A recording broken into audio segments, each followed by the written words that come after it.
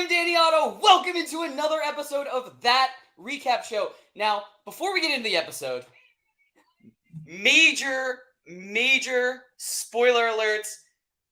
We are going to be talking about everything that took place in episode 1 and episode 2 of the new Kenobi series. So if you haven't checked out those yet, you may want to pause this video, head over to Disney Plus, check those out, and then come back and enjoy the breakdown. Now, with that out of the way, let's start the show.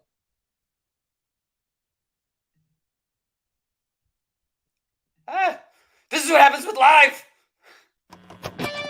Poppin' Off presents That Recap Show.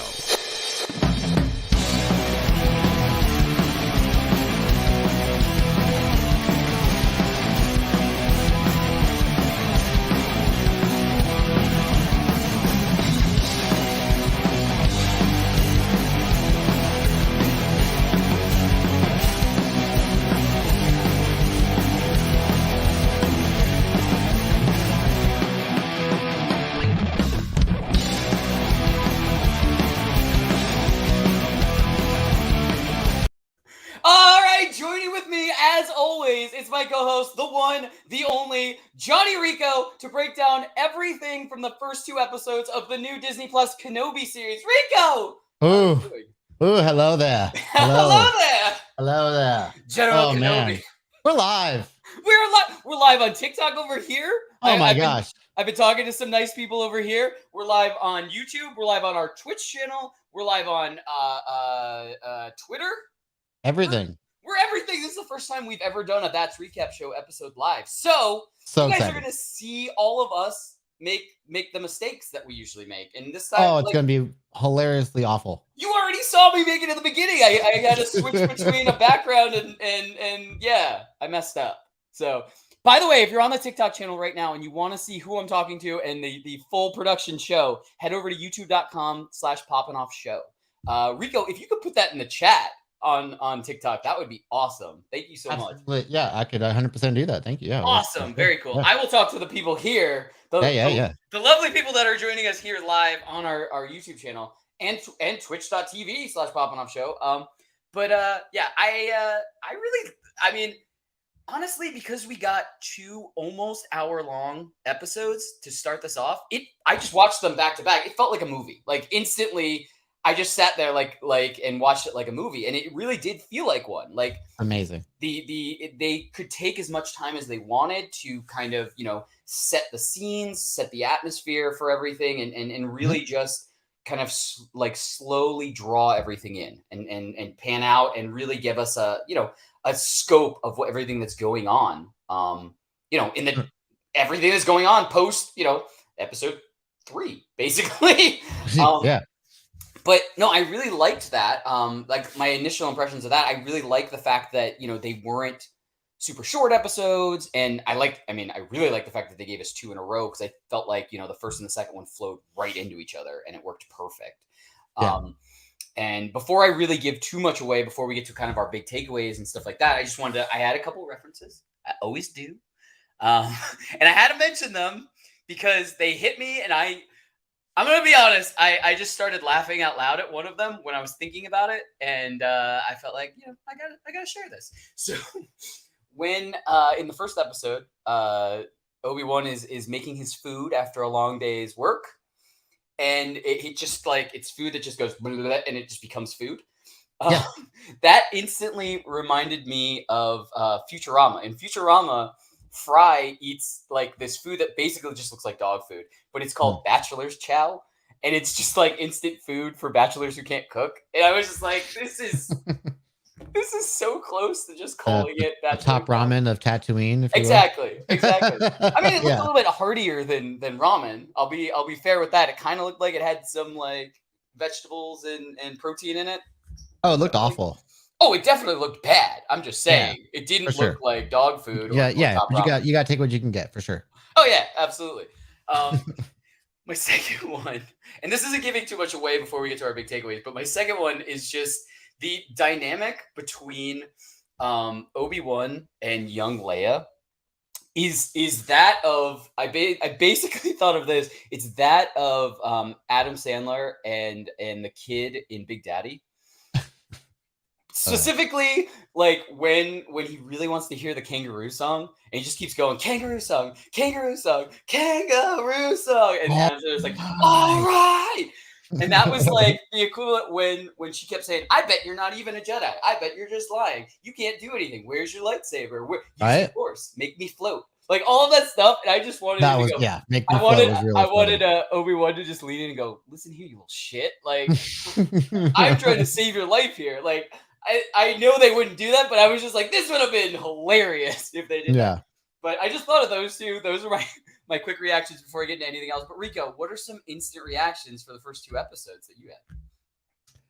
Man, okay. First off, I have to start with like it's Star Wars Celebration Week, so I am so happy that they blessed us with an early release, You and we were got this. super excited about this last Oh night. my, yeah, we were playing Fortnite at the time I saw the news, and I honestly I've never been more excited to stop gaming with you. So no offense, Danny, Oh, I because get I it. was I get ready it. to watch all two episodes of last night's early release, and I was a flood of tears when I was watching this. Of course, I had a couple drinks in there to, of course, enhance the mood, but just being in that timeline again, like first of all, just seeing Ewan McGregor as Obi-Wan Kenobi right away. I'm back to being 10, 12 years old when those movies first came out.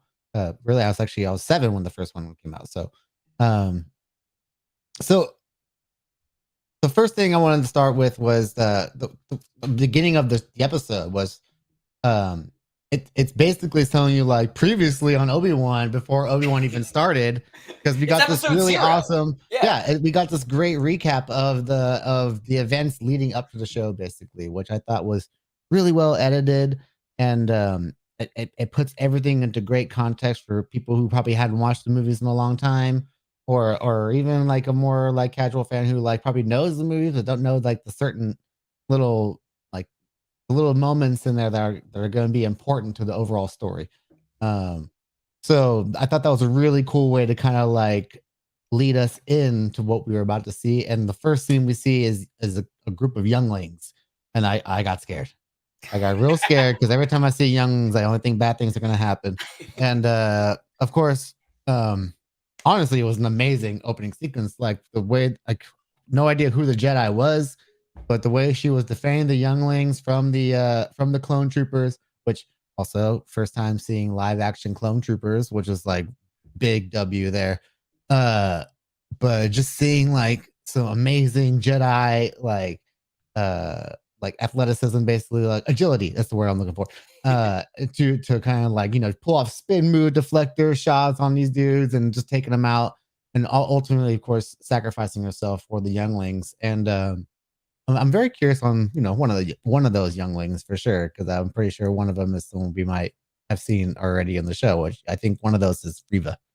Really? Oh yeah, I was there is thinking one that of them that is one of those, because they obviously the Inquisitor history is that they're all former Jedi, or Jedi who were like kind of deflected basically, or like basically forced to work for Vader. But yeah, they all have Jedi ties basically. So would not surprise me at all if that was a youngling that was kind of trained up, and she's kind of the younger one, more the hot-headed one. And so Oh yeah, absolutely. Especially I after think what that, we've seen. yeah, I think the timeline would kind of fit into that what they're setting up for that character. And so of course we always, you love to do your references, Danny, so, and very very rarely do I get to do my own. And I think it was episode 2. We're watching Obi-Wan walk through like a chemistry lab in there, and he's got like a little coat and a mask on, and I couldn't help but think of Obi-Wan Breaking Bad basically right there, like, oh, let's hi, Obi-Wan Kenobi Berg. But that was a really cool little scene. It's just kind of showing the way that like Obi-Wan is a really kind of like stealthy. Like he uses his mind over everything else. He's not a guy who relies on just strength, or he's not a guy who shows off. He's a chess player, and that's Yeah. what he's always been really great at. So those are my first real initial thoughts on the first 2 episodes. I can go on and on. I on know these you 2 episodes, and you know me, Star Wars is my life. But, yeah, I loved it. I'm in love. I'm in love. I'm in love with the show already. I can't wait for keep going. So you wanna do some big takeaways? Yeah, let's go. Awesome! All right, I'll kick us off then. So, kind of like basically going off of kind of one of the like initial references that I was talking about, I really liked the dynamic between Obi-Wan or Ben, as he introduced himself to Leia, who also basically deflected that and said, "That doesn't sound like a Jedi name." I just Yeah. really I like how they played those two characters with each other, because I really liked that kind of dynamic of, like, she is definitely smarter than like her age would Oh, show her to be, 100%. type of thing. Yeah. And so she really acts like, she acts basically like, the Leia that we get in A New Hope. Like, she's kind of already there mentally, type of Yeah. thing. Like, And then, like I was saying before, there's only about a 5 to 6 year difference between that Leia and the Leia that we see here, because she's 10 years old here, and there's a reason that she becomes the youngest senator. So that's, it's really cool to see Alderaan with more, like, being inside of Alderaan, like, more too. Like, I think that was really cool. Like, I hope we get more scenes there. yeah. But, continue. Yeah, no, I mean, it's just more on that. I really like that dynamic, and I really hope that, like, we get a little bit more of that, because I never really understood. Not that I didn't understand. There was just like some sort of gap in why um Leia thought that Obi-Wan in A New Hope was the only one that, like, could save her, basically. And this is kind of the Yeah, reason that's a good point. we're getting that reason. It's not just because, her father mentioned Ben Kenobi or Obi-Wan or anything like that. It's she has a personal connection to him, and we're getting that backstory now. And so we're Yeah. getting the reason why, in A New Hope, she's like, holy shit, I need Obi-Wan's help, type of thing. He's my only hope, basically. And I really like seeing that. I really like seeing how we're getting that faith in Obi-Wan kind of instilled in this series. So it's really feeding into the original trilogy. Like, and I mean, the original trilogy. I know, as much as we kind of grew up with the prequel trilogy, the original trilogy is like history. Like, that's Oh, yeah. I to grew up with both technically, really, yeah, because like, but that's it's both as much as of our childhood as anything. right, exactly. Yeah. Like, I mean, I know both of our parents had to basically show us, like, the original trilogy, type of thing. Mhm. That it Yeah, was out for when they sure. were watching movies like that. But I hope we get more Obi-Wan and young Leia interaction, to kind of, really form that reason for why she trusts him with, the Death Star plans, and the fact that he's her only hope, type of thing. Like, I just really liked that. I liked, on the flip side of that, I liked seeing how Uncle Owen was so against Obi-Wan, Yeah. having any interaction. Like, he didn't even have to even say that, "Hey, Luke, this came from a It, dude that you don't know." It was a toy. Like, he could have given it to Luke and said, "I got this from the town for you." Like, yeah, it definitely goes in line with Owen's character. Historically, he has always been kind of like that way towards Obi-Wan. And so the fact that he's very protective of Luke in that sense. So the fact that he's like, please stay away from Luke. Like, I think you being here is a danger to him in general. So, like, don't try and giving him these little gifts and stuff like that, which is pretty cool. That's his T-16 plane that we see him holding in A New Hope yeah, that he got on. I was like, oh my god, Obi-Wan got him that. So it's like these little nostalgia things. Um, are, they hit all the right notes, really, right? But oh man, yeah, that whole thing about Owen and Obi-Wan and their whole dynamic is so perfectly well done in the first episode, and yeah, yeah. We got I the just mirror of both, basically. So we've got, the Obi-Wan having to basically go rescue young Leia, but, like, Uncle Owen wanting nothing to do with Obi-Wan and his guidance for Luke, basically. yeah, it's wild that it turns out that Obi-Wan ended up having to protect both children at some point in that 10 to 15 years, and I never would put that together, and something never really crossed my mind when watching A New Hope. Like, how does Leia know who Ben is and stuff like that? Exactly. Yeah. Yeah, or Obi. But then, like, I thought, like, okay, maybe she just knows because Bale told her Right. about him and stuff like that. But like, it still doesn't make enough sense to me to why she would just automatically trust him with these super important Plans. Yeah. plans. Yeah. Obviously, because he is a Jedi, but maybe like that can be enough. There's no way there's that much faith in the Jedi still. But yeah, again, they're tying these story threads together that like I'm sure a lot of people thought of, but I didn't think of this one. Like this is like a nice little deep cut thread that I never thought of. Yeah. So well done. It's awesome. You want to throw out one of your big takeaways? Yeah. So I want to talk about Obi-Wan, like the state that he's in when the show kind of starts. Like obviously he carries a very heavy burden on him with you know basically the one thing that he was uh entrusted with, he's basically raising and training this young kid to be a Jedi warrior.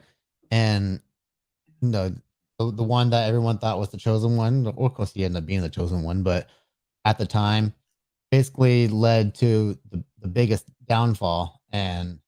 Uh and in his mind at this point he thinks he had to kill him, and that's Yeah. like something he's had to live with for the past 10 years.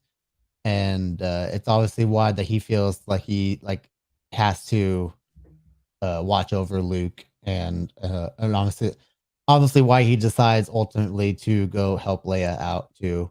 It's all part of this kind of like this all the stuff that he carries with him.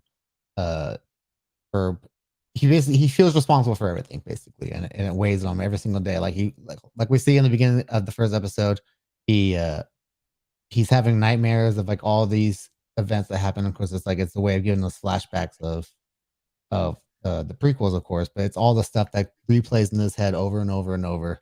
Yeah. Um, and we also basically learn that he is cut off from the Force. Like he's trying to talk to Qui-Gon, which of course is a great another seed planted from Episode 3. How he's trying to communicate with the Force ghosts, and it just seems like we don't know how long it's been that he's been cut off from this, but uh there's a point in the show where obviously he's no longer cut off from the Force. And of course there was that little you talked about earlier when they're walking around and she's like, you're a Jedi, right? You make things float. She goes, make me float. Make I me want to float. float. Come on, make me float. I want to float.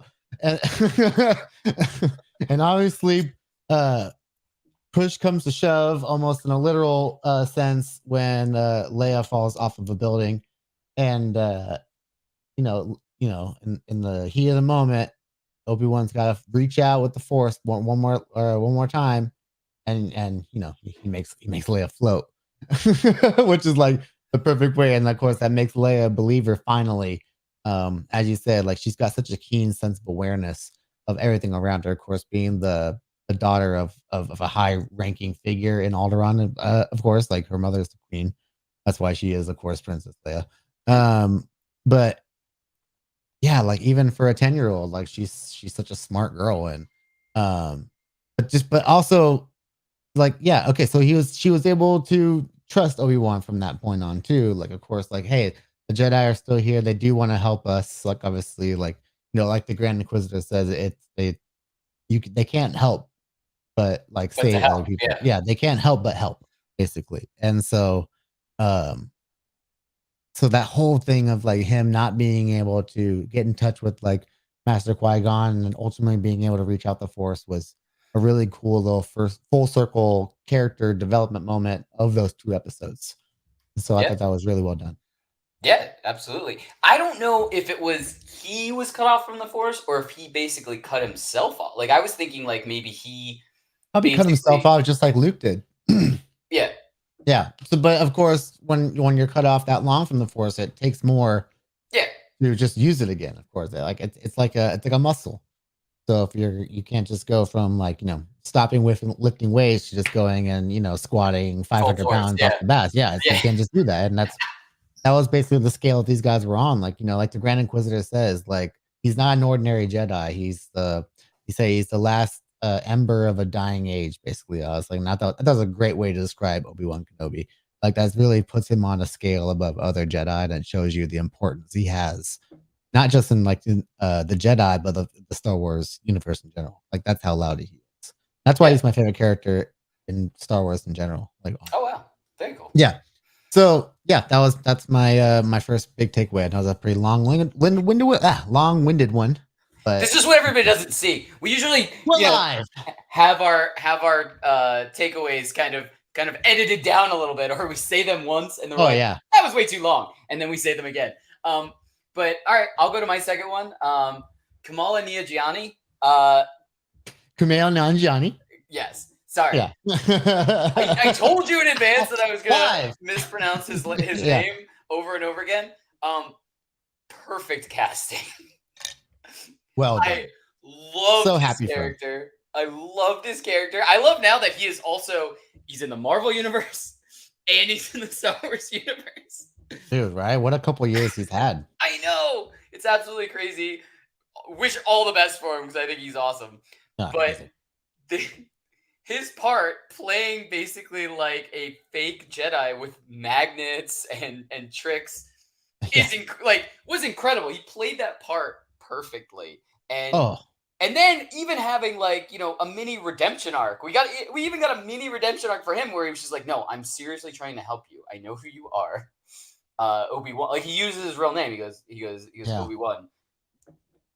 Go there, believe me, type of thing. Like and so we got like we really see the scope and the I guess just the presence of Obi-Wan being perceived. Yeah, like I was just saying. Like his overall importance, not just in the grand scope of Star Wars, like to us, it's like literally in the galaxy. Like he is a well-known person, right? This person, a historical figure that people are probably like, oh my god, you're Obi-Wan. Yeah, like, that's like the way to look at him. Yeah, it's awesome.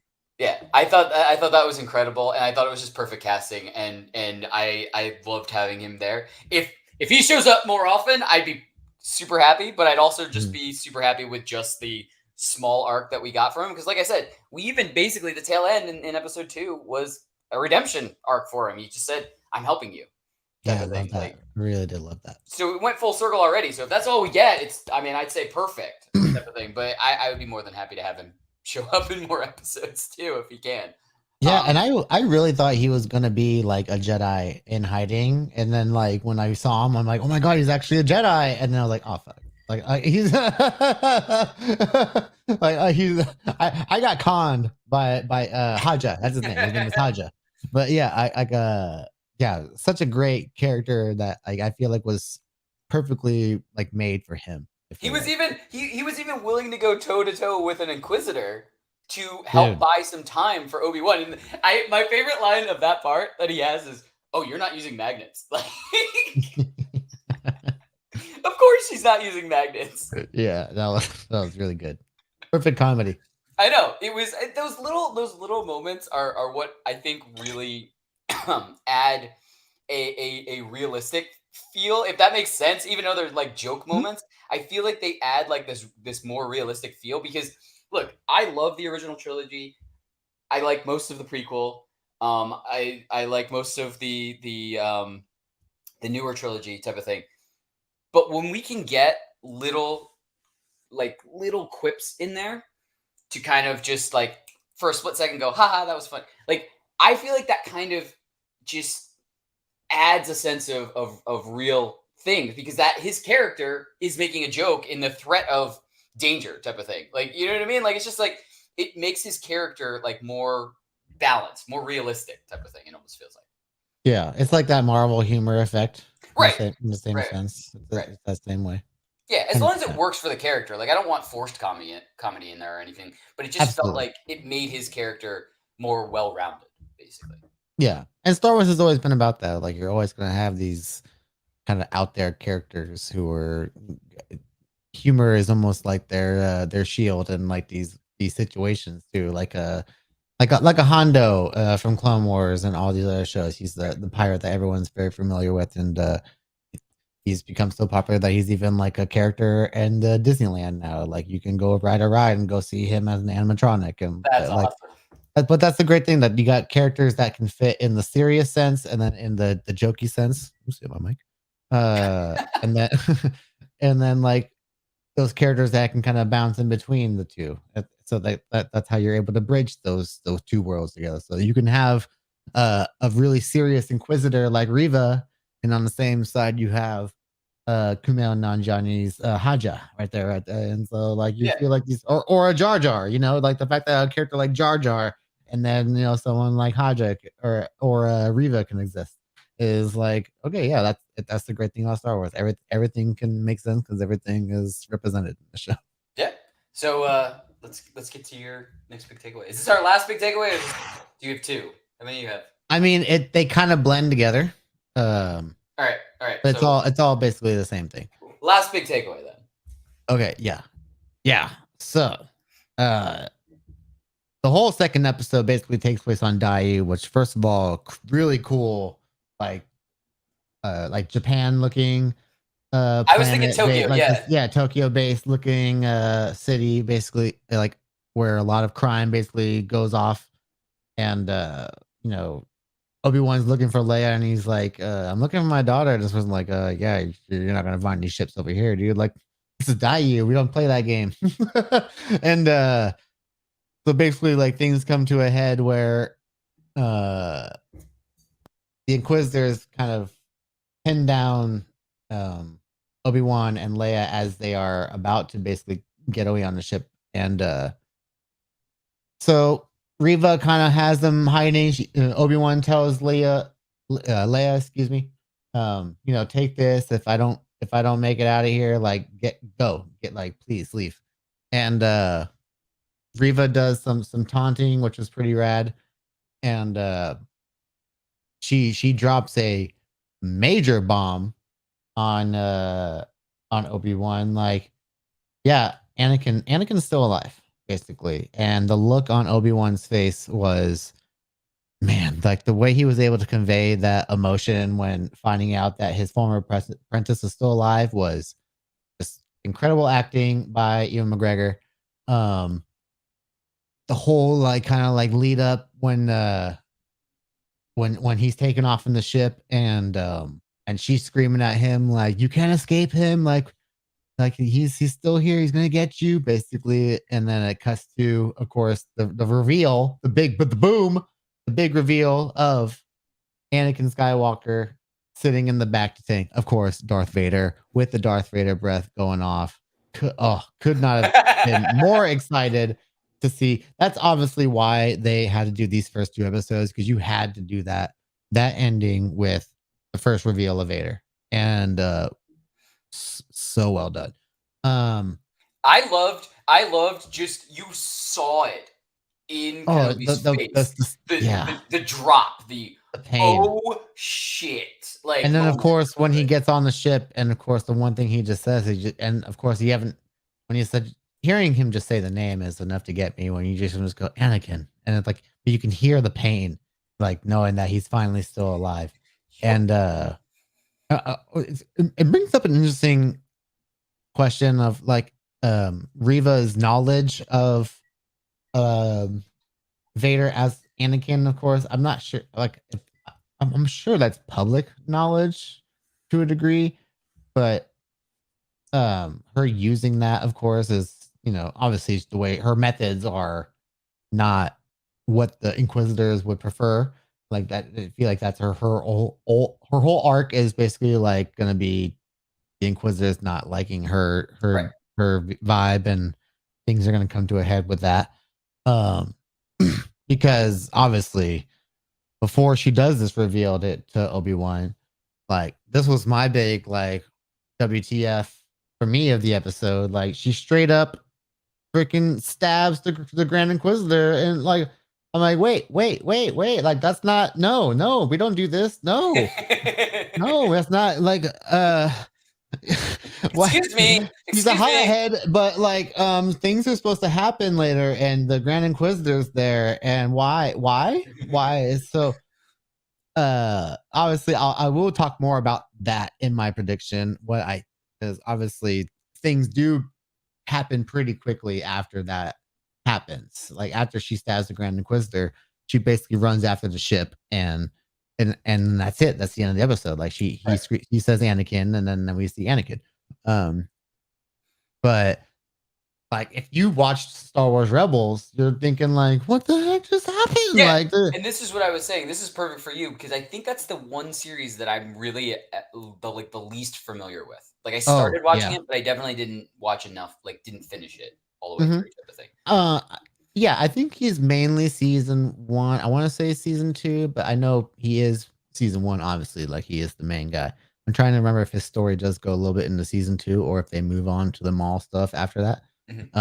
But his whole arc just is like starts and ends in Rebels basically. So we're like, oh, we're gonna get more Grand Inquisitor, and then all of a sudden, like, what the frick just happened? And so obviously, yeah, we'll get in more of that later. But I thought that was the biggest like what the f of the entire episode for me. But yeah, dude, Reva's going crazy, and I don't know if Vader's gonna be happy with her. Riva's crazy. Reva's crazy. So do you want to get into said more stuff you want to talk about? We get to predictions? Yeah.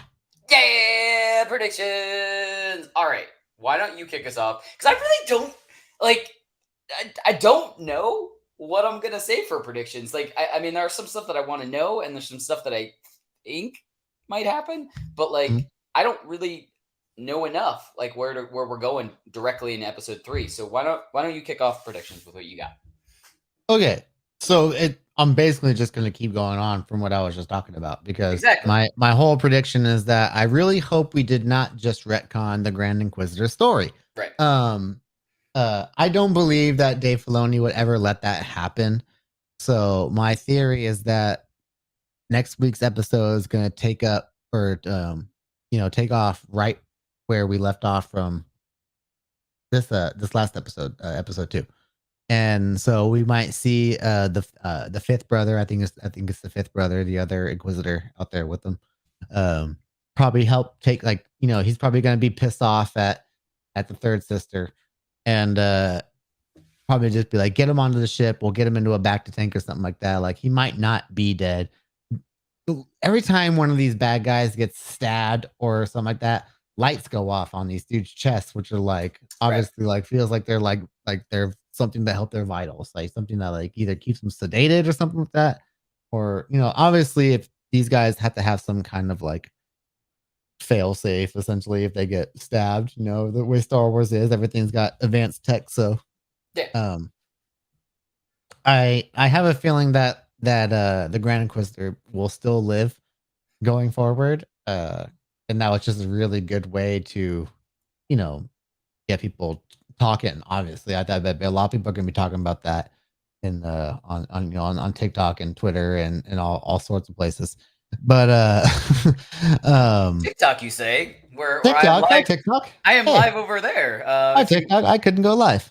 I know. My co-host was saying that he couldn't go live, and that's why you guys are only seeing me. So if you want to see the full show with my co-host talking, sorry to interrupt you. I'm telling them over here. Go to youtube.com/poppingoffshow and join us for the full conversation. Yeah. Twitch.tv/Rico714. And then one prediction I hadn't said before, or I was gonna say before, but I decided to replace that with the Inquisitor stuff. But I do have some characters I do want to see in this series going forward. One being Rex, of course, who has of course ties to Obi-Wan and of course Ahsoka, and that's why I'm wondering if we're not going to see him until Ahsoka. Right. Of course, we got that really great Tamora Morrison cameo as the homeless clone veteran, which was like, man. Well, first of all, I'm surprised. Like, if I think he might have been wearing 501st armor, which I'm surprised he doesn't recognize Obi-Wan in any sense. But the way those clones age, he just seems like he's just had a rough go of it, and he's just struggling to have some food at that point, which is just real bummer to see a clone in that state. Well, there's also still some clones, I think, working for the Empire. I think at this point, they might have full stormtroopers, but I don't know if they've gone from the whole like taking the kids and raising them up to from clones yet. But Another character I would like to see is a character who just had a sequel video game announced today, and that would be Cal Kestis. Because of course, Jedi Fallen Order took place about 5 years after Revenge of the Sith, which is about 5 years before this show takes place. So it all really depends on how far after the first game that the second game takes place. If Cal will, one, survive the events of that game, and then two, appear somehow in Kenobi, because the actor who plays Cal Kestis is a really good actor himself, Cameron Monaghan. Most people will probably know him as the Joker from Gotham.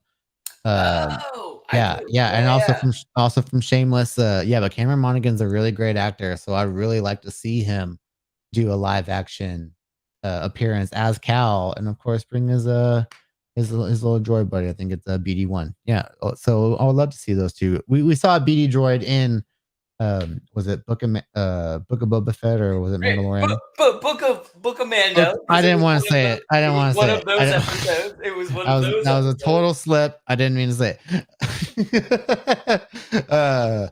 I mean, really, the whole Mandalorian show is like a book because of chapters.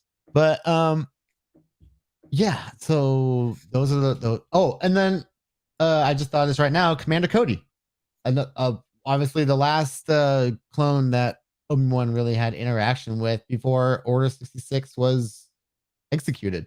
Yeah. Obviously, he was buddies with Cody. That was their guy, and then all of a sudden, boom, blasts them out of the on Utapau, I believe. And so, it'd be interesting to see what happened to Cody after Order 66, because we don't see him after that.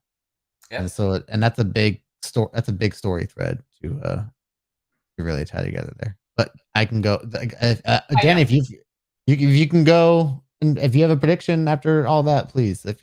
I don't know if I have a prediction, but what I am gonna say is I'm excited to see where they go next, because if we're getting this, that's basically leading up to technically A New Hope at a certain point, or even like if it's leading up to Alderaan, or not Alderaan, Andor, or Rogue One type of thing. Like if we're getting these events leading up to that type of thing, basically, at some point, Obi-Wan is going to get back onto Tatooine and be basically, in solitude again. But he can't just directly go back there now. Obviously, he's got to, return Leia to Alderaan and, basically throw off the Inquisitors to be safely back on Tatooine. So I'm excited to see kind of where they go. Obviously, first stop's going to be Alderaan, but I don't think it's just going to be like, okay, I'm dropping off Leia, and now I'm going right back to Tatooine, and I'm going to go right back to my life of chopping up dead things. Like, it's not going to be like that kind of step. It's going to be like a Mando season, where it's going to be like, you got to do this, then you got to do this to get that done, then you got to do this, then you got to do that, then you got to do this. And I'm just kind of excited, to kind of see, because basically at some point he has to throw off the Inquisitors so that they don't return to Tatooine. Because he's right. Smart, like you said earlier. He's playing chess while everybody else is playing checkers, basically. Yeah. So he's smart enough to know, like, I can't just, I just can't just waltz right back on a Tatooine. So I'm excited to see kind of where he's going to go next. I did hear a rumor online, not really a rumor, but just somebody brought it up and said this kind of would be cool, is if this series kind of leads into Andor. Being that we maybe see Cassian somewhere in this season as just like, like a throwaway, like maybe the Imperial droids are coming and we see him actually reprogram the Imperial droid that he had in Rogue One, type of thing. Like just a a nod to what's coming up next type of thing. I'll raise you one. For a Rogue One tie-in, what if Obi-Wan ends up going to Jeddah? Ooh. In some, like, I don't know why he would go, but what if the show somehow leads him going to Jeddah and maybe meeting Saw Gerrera or even Chirrut, when they're guarding the Wills or whatever. Yeah. If he can just do some cool stuff with that, that would be pretty cool. But Andor coming up, like if you can do some kind of tie-in with that, I would love that. Yeah, even a small tie-in. Like I said, maybe we see Cassian like get to malfunction an Imperial droid that he later reprograms and is his sidekick in Rogue Well, One. we have Bail Organa, and that's really our thread right there, because Bail's kind of the guy he's a big part of the rebellion, and of course he has tied to all these different characters throughout the universe. So he's a good way to kind of get these two to meet. Yeah, I mean, we can go for forever. Let's not go forever. Let me say the magic words. But anyway, that's what we think. Let us know in the comments below. What did you guys think of the first 2 episodes? And who do you think is going to pop up in this series? And how do you think everything's going to connect? I'm excited. We're both excited about this. I mean, it's like Christmas morning for Rico. But let us know, what did you think of this, and what can you not wait to see in the series? And as always, don't forget to like and subscribe to hear about all of our latest video updates. So there's nothing else to say, right? This feels weird. Why don't we keep talking? Wait, there's more things. There's so many more things.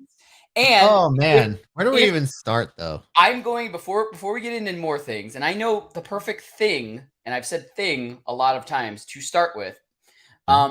If you are watching me live on my very first TikTok stream ever, thank you so much, first off. Second off, if you want to hear my co-host and who I'm actually talking to, head over to youtube.com/poppingoffshow or twitch.tv/poppingoffshow and join in the discussion there. We're talking about movies, we're talking about TV shows, we're talking about trailers, we're talking about things that we cannot wait to see coming up. We just finished talking about Star Wars, the first 2 episodes of Kenobi, but join us for everything. We're over there live right now. Yeah, lots of Star Wars. More Star Wars coming. Celebration. We're kicking off the weekend right now. Anyway, let's just go right into Celebration. No, because I have the perfect surprise for you, and I think that we should talk Stranger Things new season. Now, I have not watched Stranger Things new season. You watched the first episode. If you guys out there have watched it, no spoilers. We won't be talking spoilers for Stranger Things just because neither one of us have had a chance to watch. Well, you watched the first episode, but I'm going to be honest. I won't give any spoilers. Yeah, no spoiler talk of the new season of Stranger Things, but I thought I would bring in a surprise guest to kind of he has a little bit of an extra take on Stranger Things because he was able to go to an event that kind of let him experience Stranger Things firsthand. Mm-hmm. Joining with us live here on the show, it's the one, the only, it's producer Chris. Hey! Hi, buddy! Hi, buddy! Hi, Chris. How are you? Hey. Oh my gosh, what a surprise! So, what can I say? So this is why I was saying this, Rico. So Chris, during the week, had the opportunity. There is a Stranger Things experience in Brooklyn, right? It's in Brooklyn. Yeah. And it's over at the Brooklyn Navy Yard. Right. He had the opportunity to go, and I was like asking him questions about it. He was like, "You got to go," type of thing. And so I was like, "This is perfect," because we're not really going to be talking spoilers for Stranger Things new season, but I wanted to hear about the experience and kind of get us in the mood to watch the new seasons of Stranger Things. Oh, I'd love to hear about this. Yeah. Okay, so basically, this was yesterday. I went. Wednesday. Like I said, it's over at Brooklyn Navy Yard. They started it. It's through Netflix, and there's actually 3 different locations besides this. It's Brooklyn, the San Francisco Bay Area, and London are doing these experiences, and I think it's going to be until I'm hoping until September. It might even be until the end of the year, but I'm sure they're going to do it again. But the basically what the experience ends up being is, and good news is, there's absolutely no. This actually has really nothing to do with any of the storylines that are going on in the show. So this is kind of like your own, it really is like your own interaction with the characters. And basically what happens is that you're part of like the quote unquote Hawkins sleep study, and you get taken into like the rainbow room, and you get to see like, they basically find a way for you to have your own superpowers, kind of like 11. And then, cool. And then what ends up happening is that like you're sort of interacting in a sense with all the kids, like Dustin, and they're all in it. They're all in it, and like I don't want to give away too much, but it's kind of like it's kind of an escape room type of thing Okay, with a yeah. little bit of with almost a little bit of a like Universal Studios Halloween Horror Nights twist, Very and cool. it's Okay. really really cool. I will. I'm not gonna get, like I said, I'm not gonna give away all the spoilers, but there is one area that they do in 3D or 4D. I'm not 110% sure, but it is possibly one of the coolest parts of the Oh, that sounds experience. so cool. Then after that, you get to go into like their own little version of the Star Court, and they have yes they do. They have a Scoops Ahoy. Yeah. That's Don't expect too much. You awesome. know, you really do kind of go into like 1985. So they're only limited to the certain ice creams. I don't think you're going to be getting like a Cookie Monster or Rainbow Rocky Road mixture. You're not getting that. You don't get like the boat, the big giant boat with all the scoops that Right? Lucas's sister got. No. I mean, I didn't see if that was available, but they did have a bar there, and that was really cool. And they had some really cool special drinks there. And they also Yeah. have a little area where you can go and quote unquote rent VHSs. I know I'm using my air quotes a lot, Oh, the um, days. but the actors that are part of it are really funny. They're really enjoyable. Like, so I saw some guy was like going up to one of the girls who was dressed up as like one of the Chips Ahoy's waitresses, and he goes like, "Oh, can I take a selfie with you?" And she goes, "A what?" I thought it was really funny, and it's very, very worth it for anyone who doesn't have it. Go check it out on the I guess it's the Fever Up app or just Fever app, and it only costed $30, and then of course just getting to Brooklyn Navy Yard. Oh, I mean, wow. it's a little bit of a pain to get there, but hands down worth it, especially if you are a big Stranger Things fan. Even if you're not a big fan of the show, this would get you into wanting to see the show. Yeah, Oh, that's 100%. what I I was going bet. to ask you. Is this, are you now like coming out of that? Now you're like pumped for the new season, right? Like you're Are you like, kidding me? I'm absolutely stoked. Once I get off of here with you guys, I'm going to go start watching. I haven't watched the first episode of the new season yet, but I'm really excited. yeah, Yeah. I have watched nothing yet. So you talked about the one thing when they do the sleep analysis stuff. Did they give you a number? No, they don't give you a number. What they do is they put Ah, you in a colored group, and okay. like they're like the yellow group, like they put their hands up like this, and they're supposed to like move things with their mind. My group was blue, and I had to hold my hands kind of. I can't really show it in the video, but like I had to hold my hands like this, and it was supposed to be able to like bend things, break things. It was really really funny. That I sounds had like I awesome. really had like a great time doing it. Like Very I'm cool. I'm telling you, worth the trip out there. Absolutely, especially and then what if anybody's watching and you're in the San Francisco Bay Area or you're in London, go check it out. Or New York. Yeah, or Yeah. New York. Yeah, Oh, absolutely. That sounds yeah. like a blast, really. Yeah, that's awesome. And it did make me. Ah, It is. I'm really excited for season 4. I'm really interested to see what happens with Hopper. Yeah. Yeah, I know. No spoilers. I yeah. know. I'm still remembering the end of the last season. Oh, Man. I just got goosebumps. That's how excited I am. So Well, I had to watch a recap video yeah. before I started watching this season because obviously it's been what has it been like It's been like two plus two. It's been years? like 2.5 years.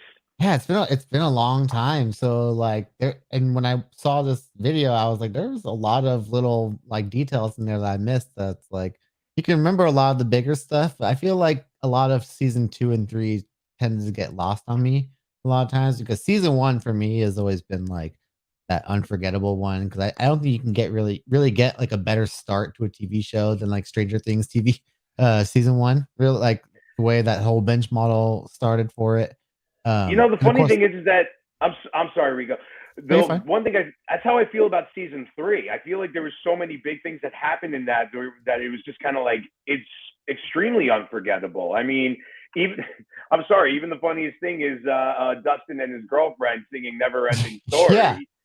I mean, I'm like that's possibly one of the sweetest things ever, but also it became one of the biggest plot turns in that in that season. yeah, and that's that. See, I have that same feeling after watching, like after like refreshing on it, because then once I saw it, I'm like, oh, I now just like it came up like I had watched it all over again. So I was like, okay, of course, I remember this like that, like you're saying, the never ending story song Yeah. right there. Like I remember that scene as soon as they kind of popped up in the recap. I was like, oh, this is amazing. Now I can remember it and everything that I'm kind of happens also in the big climax.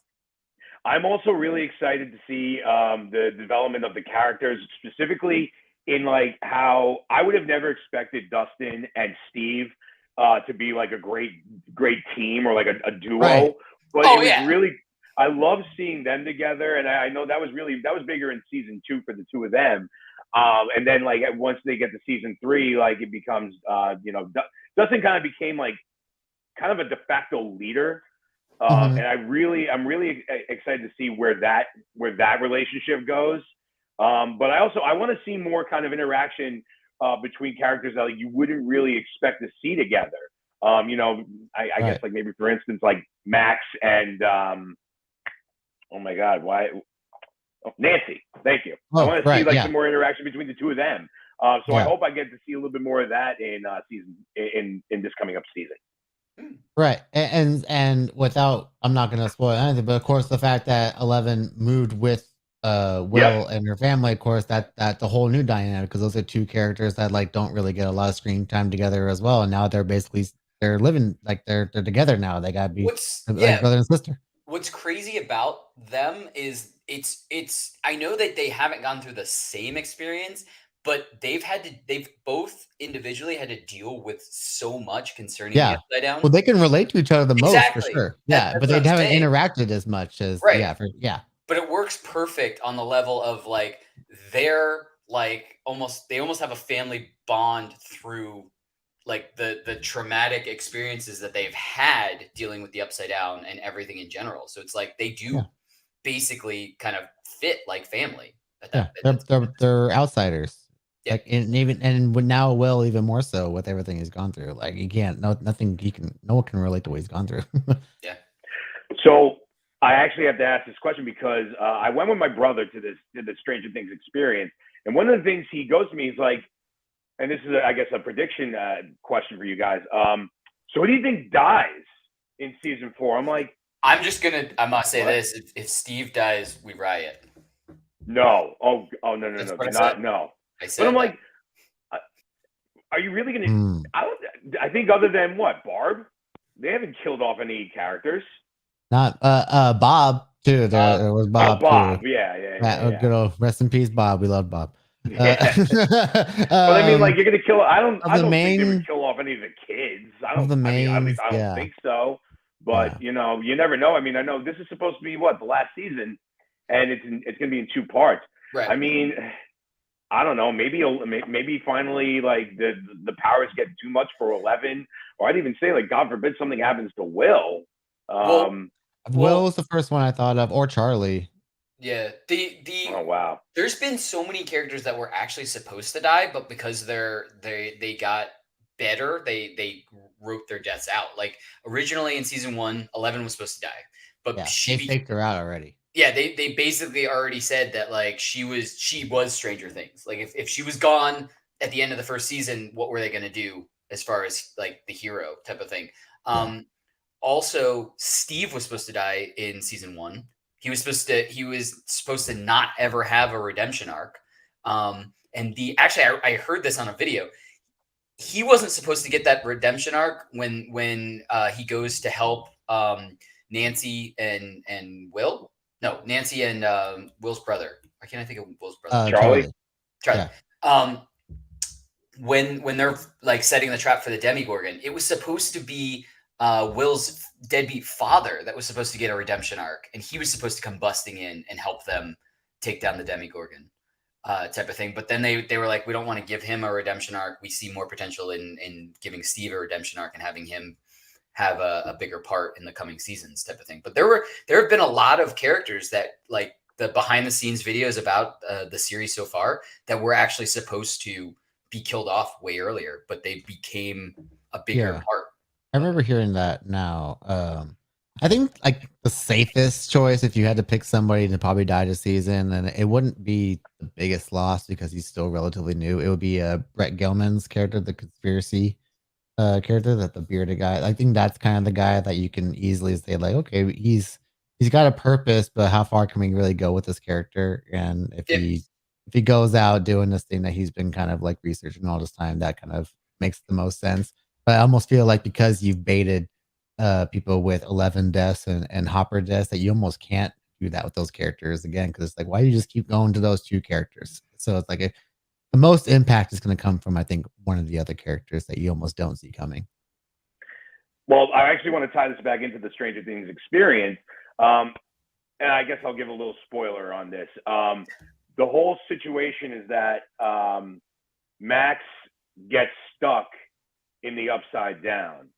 And what she was trying to do, don't quote me on this exactly, I don't really remember 110%, but I think the whole thing is that she gets stuck because she's trying to figure out what exactly happened to her brother and trying to figure out like what's going on. She digs too deep. She ends up in the Upside Down. And that's like kind of the whole situation. You're supposed to help get her out. All right. So kind of a spoiler in that. I didn't spoil everything. So please go check out the Stranger Things experience. But I do wonder if that's going to be a tie-in for season 4. Yeah. I don't want to interrupt you, Bavoda, but aloha, Martin. You had the perfect you had the perfect comment that I had to highlight. Martin came in and said, if there's a new character that has a name that starts with a B, then they're a goner, because we had Billy, Bob, and Barb. And Barb. Yeah, all of them gone. Oh, no. That's the key. Well done, Martin. Anyone with a B name is a Brad, a Brittany, a Bridget. Oh, boy. I really liked Billy, too. I thought Billy was one of the more fascinating characters of the entire show. Yeah. But yeah, no. Without saying too much, the season 4 is off to this jerk. So I don't know if you knew about this. The Kenobi series released early, so it was 9 p.m. Pacific, midnight our time. So he got to watch the first two episodes of Kenobi last night. So then he, instead of having to wake up and watch the new Kenobi series episodes, he got to watch the first episode of Stranger Things. So I'm sitting down watching, finally starting the Kenobi series this morning, and he texted me and goes, man, the first episode of Stranger Things is wild, man. I'm like, you jerk. I had to. I thought you would at least get to at least one today. There was no chance I could get to one today. I had to watch both. The two episodes were almost 2 hours combined. So I had to watch those, and then I went back and watched a little bit of the extra stuff I wanted to talk about. Like, yeah, that's it. That's all I got, man. I'm so thankful that I wasn't listening at the beginning of this, only because I still haven't watched Obi-Wan yet. I haven't. I just haven't had a chance to. But luckily, this weekend I got nothing going on, so it's really going to be a lot of binging. Plus, I'm going to go see the Bob's Burgers movie. Oh my gosh, there's so much coming out this weekend. I cannot wait. Hey, it's Memorial Day post-COVID. Everything's back. Yeah, Top Gun I think is out too, isn't it? Yep. Actually, I've been hearing good things about Top Gun too. I've been hearing a lot of great things about Top Gun. I'm interested to see that. The only thing is I can't stand Miles Teller. I can't stand him. I think he's a terrible actor. Okay. Oh, interesting. And Sans Whiplash. Whiplash. That's a fantastic movie, but that's J.K. Simmons. You really think on anybody. Miles Teller was good in that as well. It's just something about him. Like I just don't like him.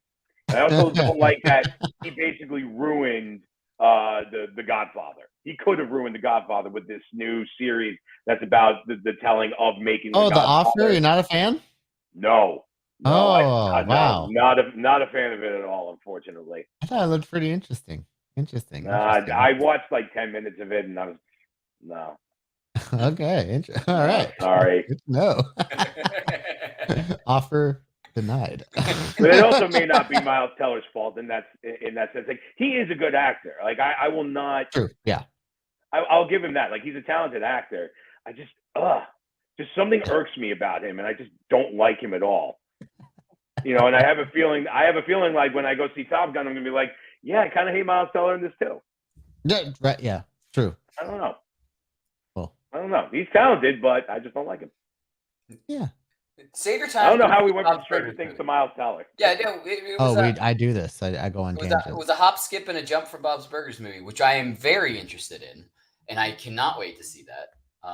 Super excited for Bob's Burgers. I think I'm the still great working thing my way for through me the is TV like show.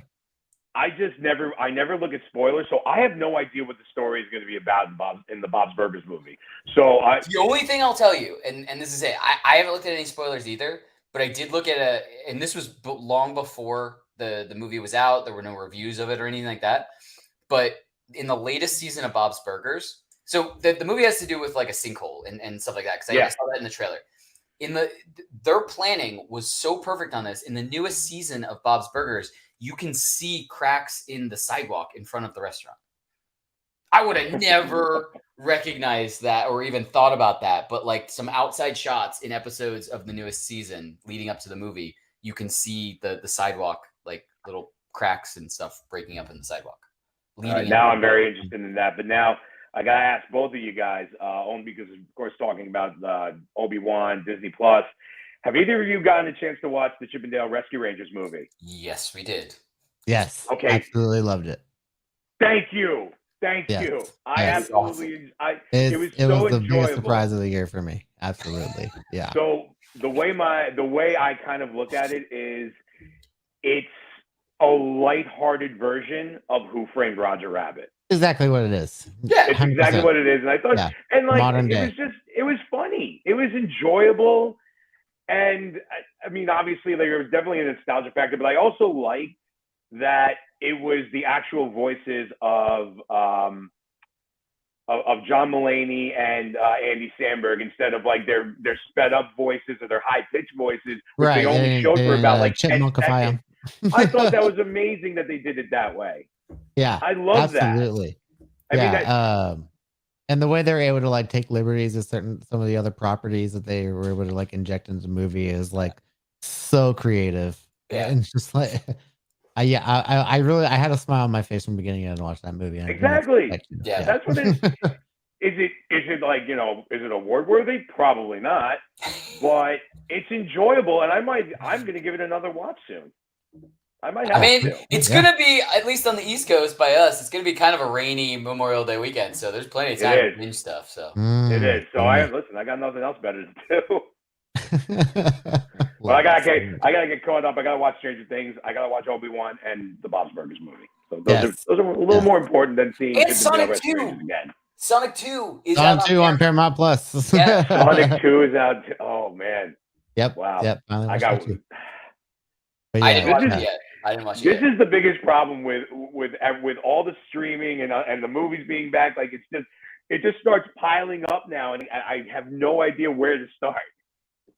I gotta start with Stranger Things, though. Yeah, I think that's my goal. That experience. Absolutely. Yeah, I mean, you got a week until the new Obi-Wan's coming, so you got plenty of time to watch 2 episodes of Obi-Wan to catch up before episode 3 comes out. So start with Stranger Things, work your way through that. Go see Bob's Burgers, and then circle back and go to Sonic 2, and then when you got some more time, then you watch Obi-Wan. See, everyone, this is what popping off is all about. They show you how to organize your streaming and your binge watching. Baby. There you go. All right, awesome. I love it. All right, Chris, thank you so much. We're gonna let you go so you can start your Stranger Things binge. Enjoy. Beautiful. Thank you, guys. Awesome, dude. Thank you so much. I will see you on June 9th in the city because I have a show. Right. I'm excited. I'm excited for your show, buddy. Oh, it's gonna be fun. I can't. It's your first show in New York, right? In a while. With this band, yeah. It's first one in New York. Ooh. We got new songs. We're excited. We finished recording the EP. We've got brand new songs. I cannot wait. Awesome. Awesome. Beautiful. It'll be great to see you, brother. It'll be great to see you back on stage. I haven't seen you on stage in like 6 years. I know it's it was a very tough getting back to stage shape, show shape, but I'm almost there. So gotta get that quarantine weight down, buddy. I know. And then you gotta get down to the stage weight. Yeah. Ooh, double duties. Yeah. All right, man. I'll talk to you later. Go watch Stranger Things. Maybe we'll bring you back because we're definitely going to be doing a recap of the entire season. So maybe we'll Stranger Things experience, Brooklyn Navy Yard. Awesome. Go. Thank you, Chris. It's open all summer. Awesome. Beautiful. Thank you so much for joining us, Chris. Later, guys. Later, man. Bye, guys. Hello, everyone. That's what we call a tease. If you're in the Northern Jersey or New York area and want to come out to a pop punk show on Thursday, July 9th, or Thursday, June 9th, not July 9th. June 9th is coming up sooner. Contact me or message in this on this channel, and I will gladly give you all the details. For sure. But we have so many other things to talk about. I mean, You do. Sonic 2, I have not watched yet. Martin said his son loved Sonic 2. I've heard nothing but good things for that. I loved it too. I like to watch it the other day as well. That's something I'm gonna have to watch this weekend. Like I was saying, it's gonna be rainy, so it's the perfect weekend for me. I really don't have a lot planned.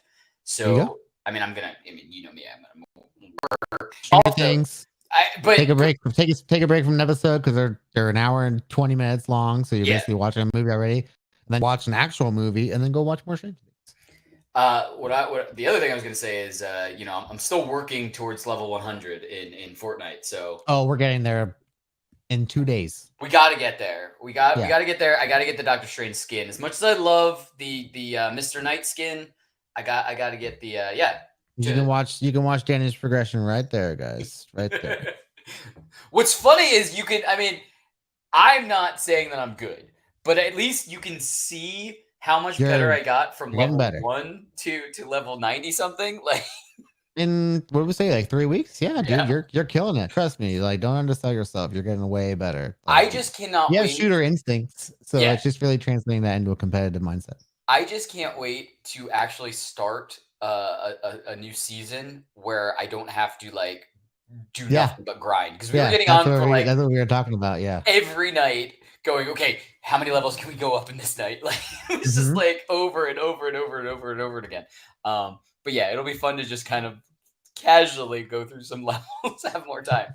But I just wanted to use that as a palate cleanser, because like there are so many other things to talk about. I mean, we have before we even get back into Star Wars, because maybe we'll round this out with Star Wars and Star Wars Celebration, because that's going to lead into the entire weekend of Star Wars Celebration.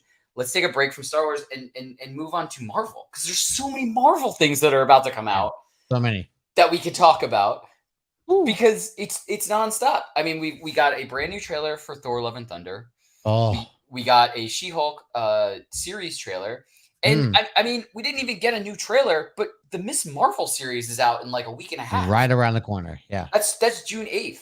And I mean, as always, we're going to be following the Miss Marvel series. So we're going to have a weekly recap episode for that too.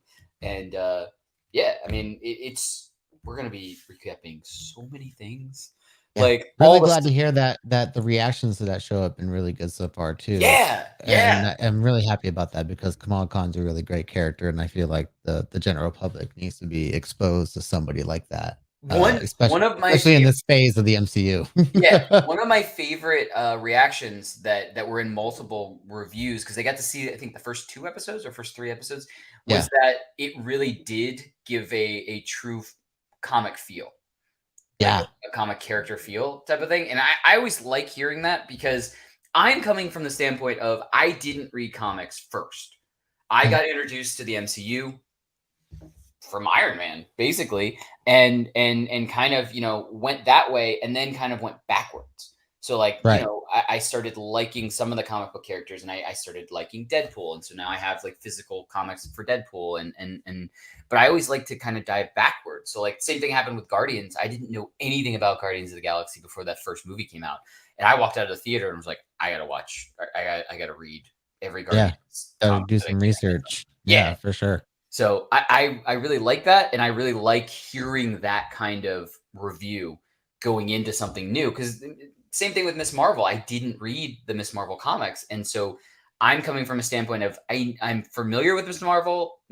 I played the Avengers video game, which wasn't the greatest, but still, no, but it's really the first mainstream introduction for her. Exactly. So I kind of, I found out a little bit about her through that. I did my own kind of digging after the video game, because it was kind of like, my first taste. But yeah, so I'm super excited to kind of hopefully get a good comic perspective of the character, and hopefully get interested in the character in general, and want to go back and do kind of the comic research for it. But I mean, we can talk about that in a week and a half when we start recapping it. But let's get to the Thor: Love and Thunder trailer and the She-Hulk trailer. Like both of those, are coming out before the end of the summer, and I'm excited for both of them. Yeah, unbelievably excited So for very different reasons too. yeah. But I mean, which one do you want to get? You want to get us off with the Thor trailer? Because Thor's coming up soon. I mean, Thor's what, a month and a half, maybe? Yeah.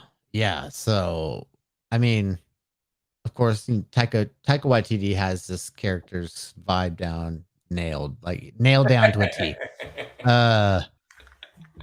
But I want to talk about Christian Bale as Gore the God Butcher in this trailer. Obviously, when the movie was announced, I was saying that I wanted Gore the God Butcher to be the villain, and I was really happy that ended up being the case. To the fact that they are taking imagery straight out of the Jason Aaron comic book run that initially introduced Gore, which and they're compensating their artists properly for that, of course. But man, like the whole vibe of his character, and of course Christian Bale being the actor that he is, like I have a feeling that we're gonna see an all-time great MCU villain performance out of him in this. And I think you were clamoring for Thor, not Thor, a Gore reference all throughout our Moon Knight recaps, and it honestly was more possible that I was probably giving you credit for, but man, like now, like after seeing him and like seeing like what he's probably capable of, like it would have been really cool to get some kind of like, okay, there's a dead god over here somewhere, and it's I because of just this wanted a guy. reference. I just wanted Yeah, a reference to him. yeah. And the news that came out that got cut. That was one of the original plans for a teaser for a post credit scene. It literally was there. They said we cut it out. It was Yeah. there. That was my vindication. That was that.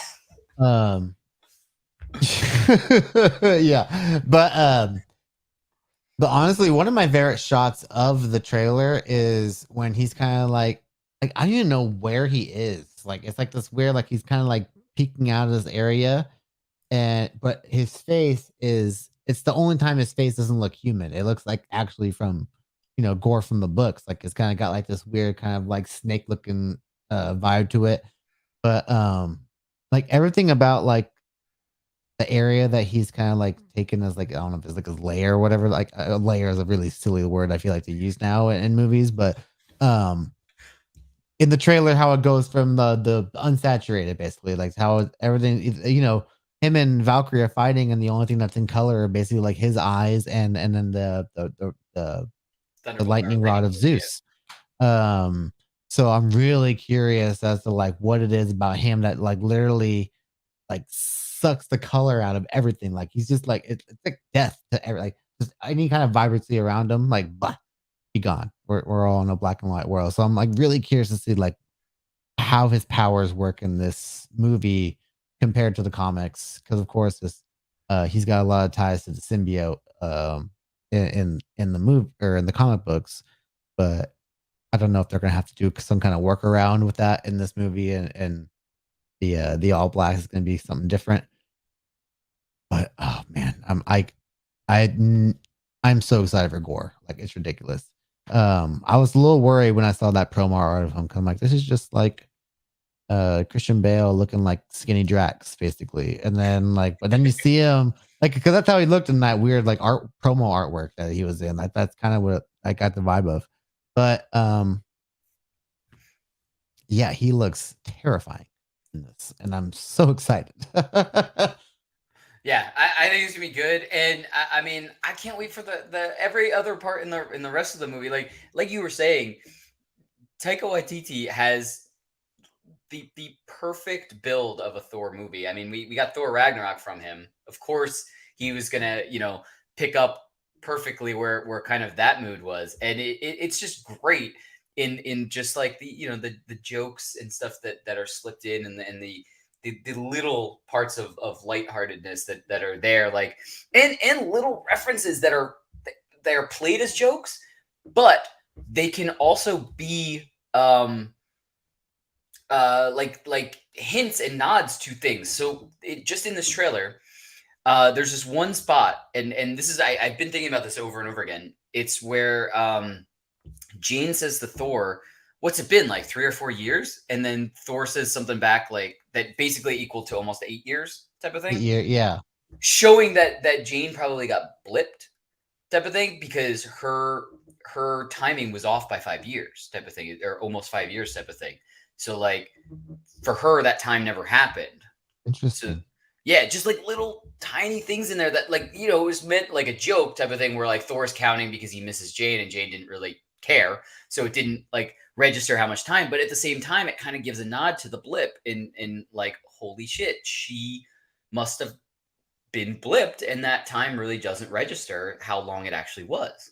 Did you see the shot of her in the trailer where there's a statue of Uatu the Watcher and the Living Tribunal and Death? It's one of the final shots of the trailer when she does her big like boom boom, and then that goes to like the title card. There's a statue, and the first one sort of behind her is on one side. It's Death, the hooded figure, and then the skull face. On the other side is the Living Tribunal, which is another Living Tribunal reference in the MCU, the third one in this phase. Right behind them is a Watcher, which is very much looks like Uatu, and I think the other one is Eon, and I think Eternity, or another one that's like closer to Eternity. I always forget what their main purposes are in that, but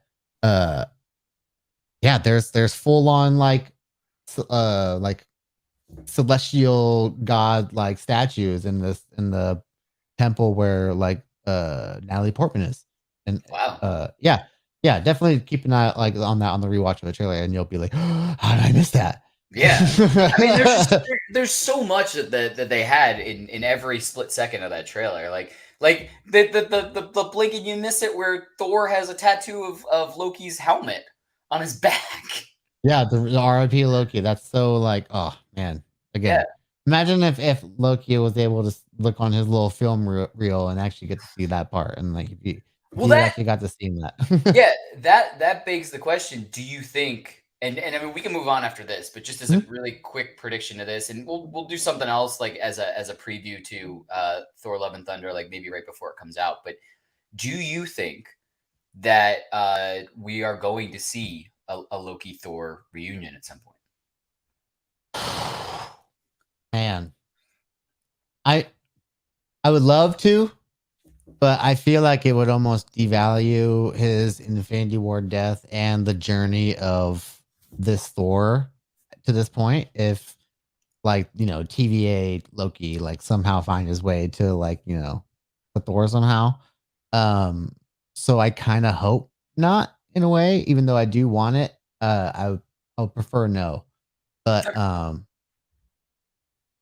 we do need to see Loki show up in another movie at some point. Like I thought we were going to see him in Doctor Strange.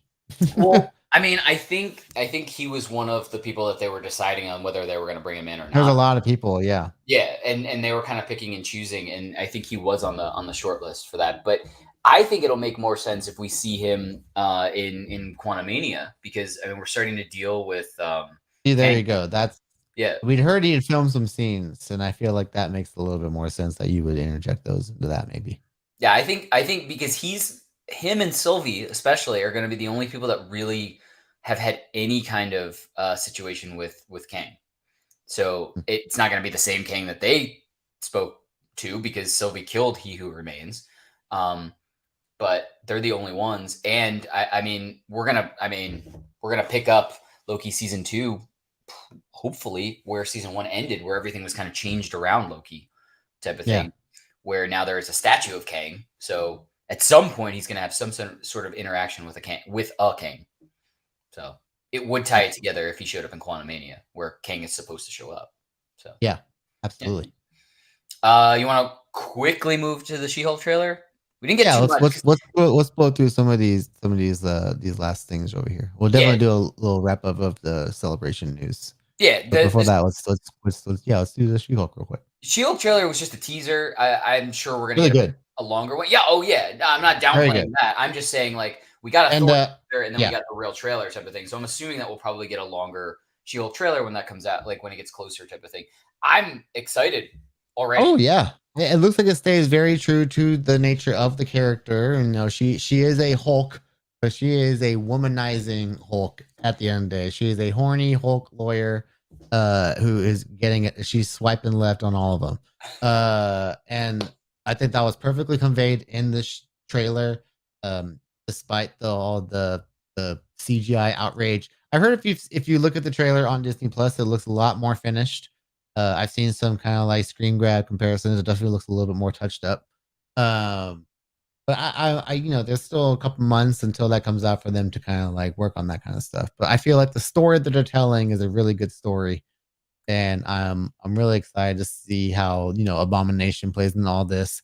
How the superhuman lawyer stuff works out in the overall MCU world, and obviously the interactions between Tatiana Maslany and Markov. I think Tatiana Maslany is a phenomenal actress. Orphan Black is a show that probably not a lot of people have seen, but if you haven't seen her in that show, definitely give her a look in that because she got multiple Emmy nominations for it. And I'm not sure if she won at all ever for it. But I know she got nominated multiple times for that show because she's playing multiple people on that show at once, and she's incredible. So I'm really excited to have her as part of the MCU playing a really interesting character like Jennifer Walters. Yeah, absolutely. And before I say what I was going to say there, I just want to say hi to everyone who's watching on the very first TikTok live stream that I've ever done. My cousin Rose actually just hit me up on the live stream. Hi, Rose. Hi. My co-host said hi to you. He's not able to join my live stream, so anyone who's watching and anyone who wants to come over to the live stream on our YouTube channel, youtube.com/poppingoffshow, join us there and you can actually hear the entire discussion and we can go from there. But what I was going to say is that the things that I'm looking forward to in this just from the trailer is like I was told that like I said, not coming from reading comics for She-Hulk and stuff like that, but same. She-Hulk, breaks the fourth wall like Deadpool, and that's kind of what I like and what I want to see in it like happen. I like that, and I've gotten used to it from Deadpool 1 and 2, and so I would really like to see another character do that, and the fact that this is like it's shaping up to be like a good Marvel series, but a series that has plenty of room for jokes and plenty of room for that kind of stuff. I think it would be really cool to have fourth wall breaks, and I think it's just like it's perfect. I'm really looking forward to that, and I'm really excited for another series on a character that I didn't really read comics for, and I'm already excited. I'm in type of thing just from that teaser we got. Yeah, and I like the lighthearted vibe of this compared to the other shows too, which is obviously like the way they were able to balance the release of like heavy show, lighthearted, heavy show, lighthearted, heavy show, lighthearted. Like they're not gonna keep you drowning in sorrow for the entire time. They're gonna like lift you up with shows like Hawkeye and What If and like this. And what's really cool is, I mean, at least from the trailer, like we haven't gotten too much. We got the teaser. She's dealing with more street level stuff. She even says, "I'm not an Avenger," type of thing. Yeah. Which is cool because we already got the news that we're getting a new Daredevil series. They're both lawyers. They're both in that area type of thing. So we could see some crossover in it. Maybe not in the She-Hulk series, but maybe in the new Daredevil series or the Echo series. Like we're getting these ground. There was a new thing that came out today that apparently Jessica Jones is going to be in some scenes at some maybe not for She-Hulk. Hopefully. There was a story went by real quick. I think it was a tweet. I can't remember what it was, but it was saying that Jessica Jones is apparently going to be filming some some scenes for something.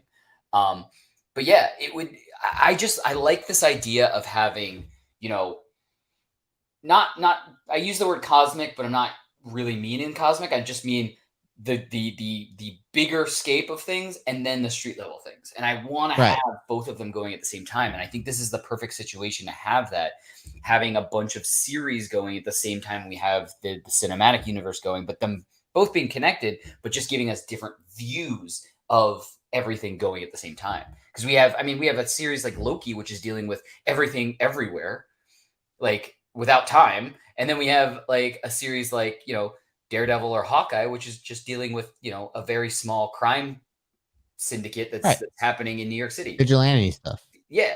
So I'm really like, I just think it's really cool to have all of this going at the same time. And now 100%. having the ability for all of these to kind of go at the same time.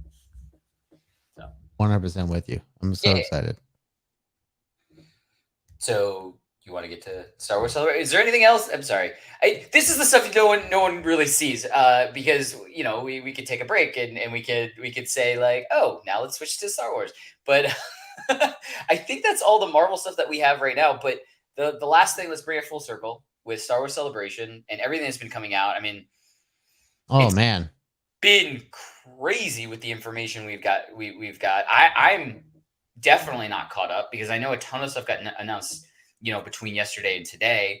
I kind of looked at the bigger stuff, which was the Andor trailer that you sent me and I watched. Yep.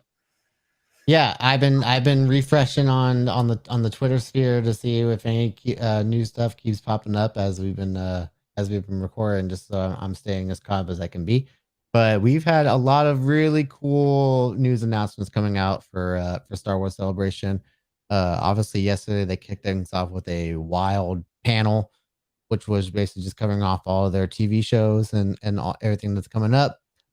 They showed off a teaser for Mandalorian season 3, which obviously they didn't release online yet, but we're getting some pretty cool stuff in that. You saw the leak. I saw it. I saw the leak. Unfortunately, I couldn't help myself. I'm bad. I noticed you didn't forward that to me. I never got to see it. Nope. Left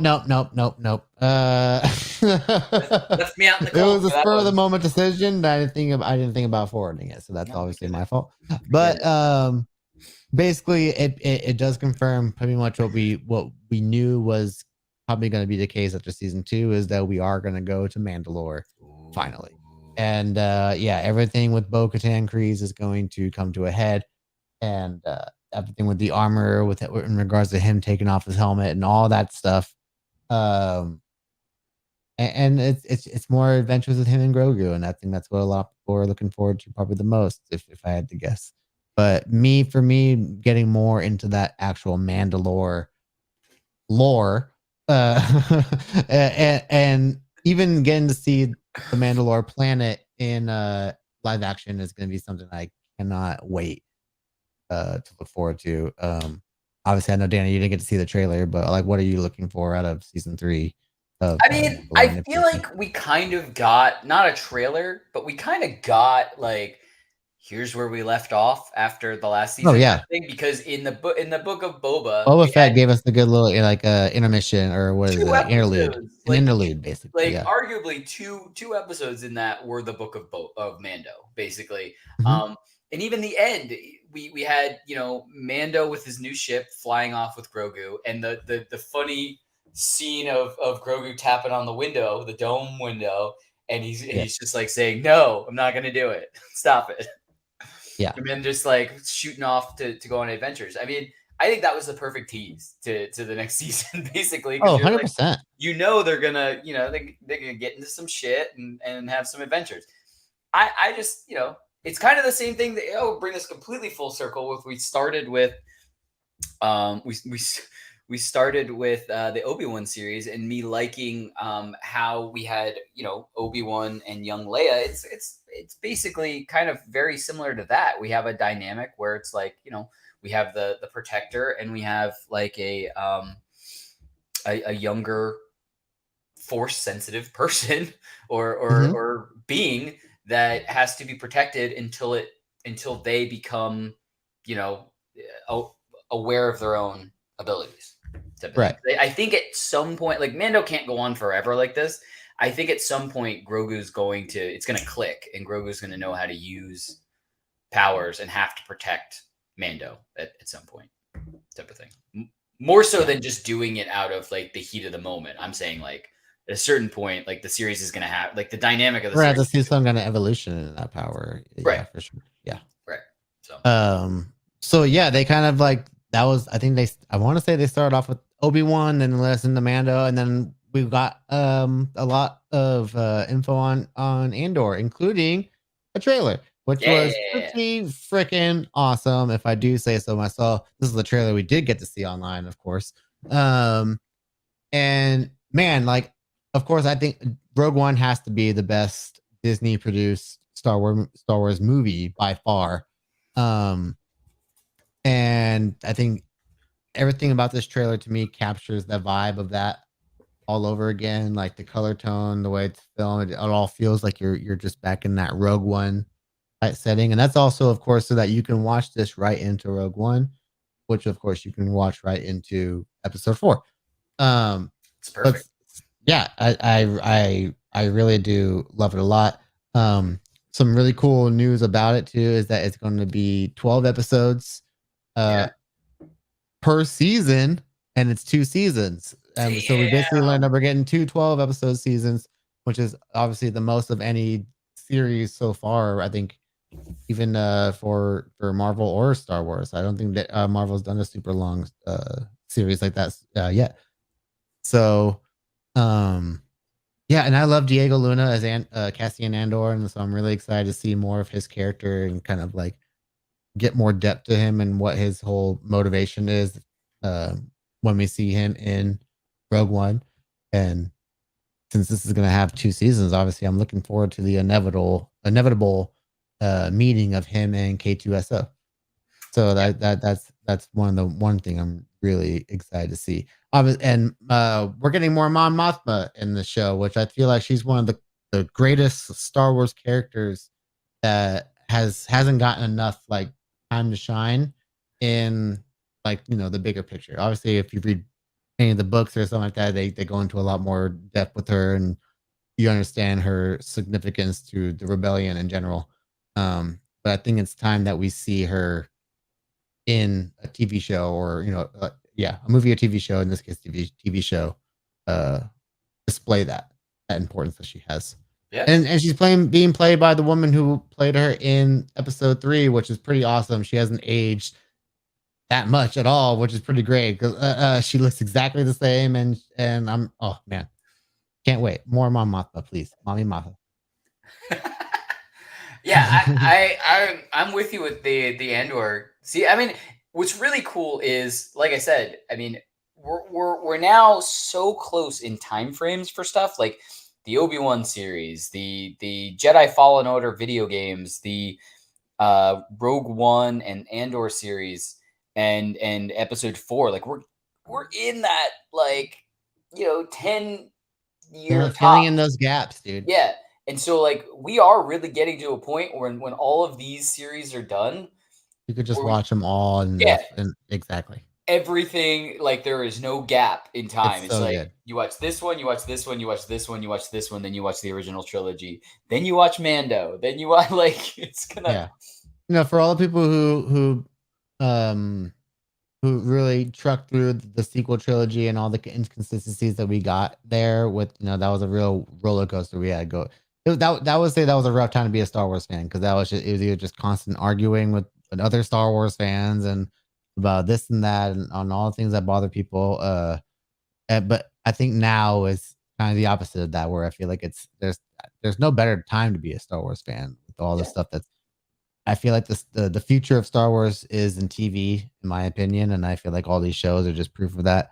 I mean, we're gonna get Ahsoka, we're gonna get we got a new show announced yesterday too by John Watts, the Spider-Man director, called The Skeleton Crew, starring Jude Law, who I freaking love Jude Law, and it's a show about kids getting lost in the galaxy, and they say it's a show about kids, but it's not necessarily for kids. but then they say it's about as much for kids for the Clone Wars or as the Clone Wars was. And I'm like, okay, I see what you're trying to say. I see what you're trying to say.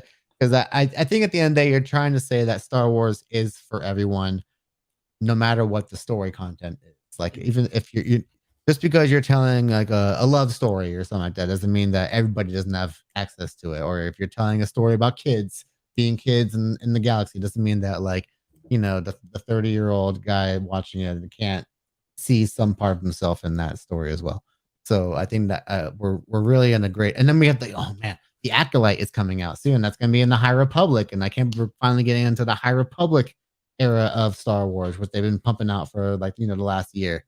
Uh, so like yeah, so if you can get more stuff that like leads into the prequels, so like we're literally just not even filling in the gaps of the timelines of the movie that were set. We're expanding beyond that, and we're basically just saying here's the new bookend for the timeline. Now we get to fill all this in, Yeah. and so it's like I think that's the great thing about Star Wars compared to Marvel or something like that, which Marvel's got like the already written backstories and stuff like that, the source material that they can build off of. But Star Wars has never had that. It's always had to build off of what was already established before it in its own world. And the fact that 45 years later, as we just celebrated the 45th anniversary of A New Hope, that we're still getting these stories that can be spawned off of like little dialogue lines or like certain shots. And so that to me is why I am a Star Wars dude. Yeah, and I mean, listening to you talk will get anybody excited about Star Wars and everything that's coming out. I mean, we can talk forever. I think at this point, we're gonna have to stop talking because I think we've talked about almost everything we could without going overboard. I mean, we didn't, because there is plenty more that I didn't even remember to put on the rundown. And we got the new Mission Impossible trailer. We've got so much more to go to. Jedi Fallen Order sequel. Also, Jedi Fallen Order sequel, video Lego game. Star Wars. Lego Star Wars video game. I haven't even got the Skywalker saga yet. Like, I am so far behind everything. But anyway, I think it's the perfect time to pause, to stop, take a break, and go enjoy, Stranger Things. Everything. It's Memorial Day weekend. Yeah, if you haven't watched Sonic 2 yet, that's out. If you haven't seen Bob's Burgers yet, go to the theaters. If you haven't seen the first 2 episodes of Kenobi, sorry for spoilers, but it's worth watching because it's amazing anyway. Stranger Things new season, every episode is long enough that you're gonna have to take breaks. That would take you all weekend, basically, at this point. There's just so much to do. There's so much to watch.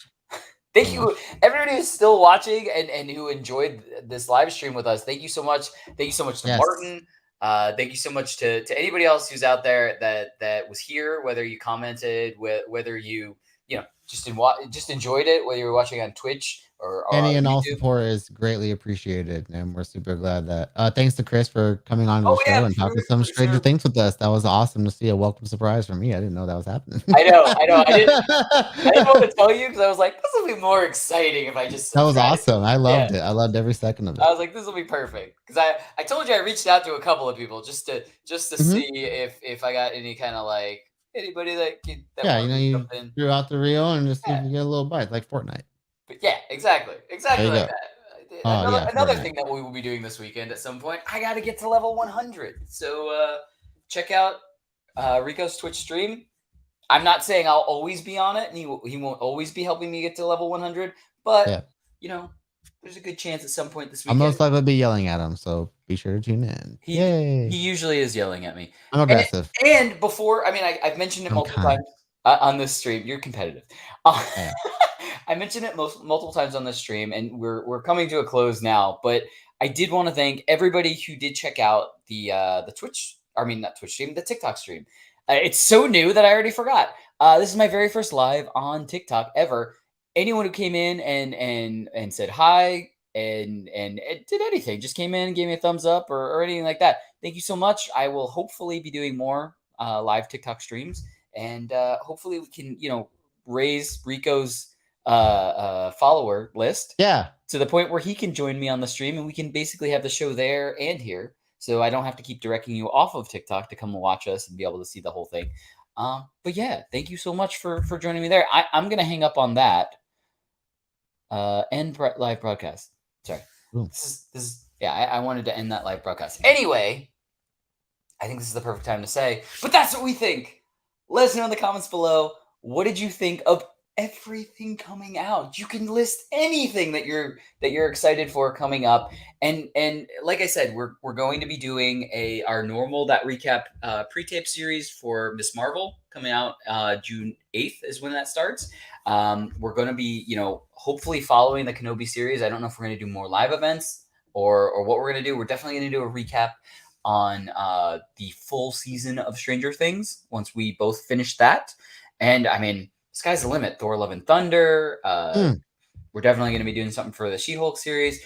Thank you so much if you're a new viewer, if you've watched this in the past. But anyway, there's plenty more content to like and subscribe so you can hear about all of our video updates. Bye, everybody. Bye. Bye, guys.